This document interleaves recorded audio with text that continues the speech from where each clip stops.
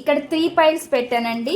వీటిల్లో మీకు ఏ ఫైల్ అయితే మీకు అట్రాక్టింగ్ అనిపిస్తుందో, మీ మనసుకి ఇంట్యూషన్ పరంగా మీకు ఏ కార్డు తీసుకోవాలి అని మీకు అనిపిస్తుందో దాన్ని మీరు పిక్ చేసుకోవచ్చు అనమాట. వీటిల్లో మీకు ఏ మెసేజ్ ఉన్నదనేది నేను ఇక్కడ చెప్తాను. ఫస్ట్ కార్డ్ అండి. ఫస్ట్ కార్డ్ పిక్ చేసుకున్న వాళ్ళకి చూద్దాము. ఖాళీ అని వచ్చిందండి. మీలోని ప్రతికూలతను నాశనం చేసుకోండి, మీ నీడలను ఎదుర్కోండి అని చెప్తున్నారు. మీలో ఏ అయితే ప్రతికూలతలు ఉంటాయో వాటిని నాశనం చేసుకోండి. ఆ ప్రతికూలతను, నెగిటివిటీని నాశనం చేసుకొని మీ నీడలేయో మీరు తెలుసుకోండి అన్నట్టుగా, మీ నీడలు మీరు ఎదుర్కోండి అన్నట్టుగా చెప్తున్నారు అనమాట. ఫస్ట్ మెసేజ్ అనమాట ఇది మీకు వచ్చింది. ఫస్ట్ ఎవరి కార్డు, ఈ కార్డు పిక్ చేసుకున్న వాళ్ళకి.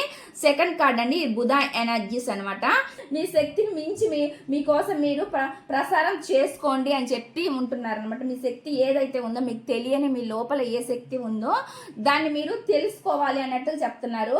లోపల ఉన్న మూలాలకు కనెక్ట్ అవ్వాలి అన్నట్టుగా చెప్తున్నారు అనమాట. లోపల మీ అంతర్గత మూలాలు ఏవైతే ఉన్నాయో వాటికి మీరు కనెక్ట్ అవ్వాలి అన్నట్లుగా చెప్తున్నారు. కార్డ్ పైన పిక్ చేసుకునే వాళ్ళకి చూద్దామండి ఏం మెసేజ్ ఉంది అనేది. విష్ణు అనేది మనకి వచ్చిందనమాట.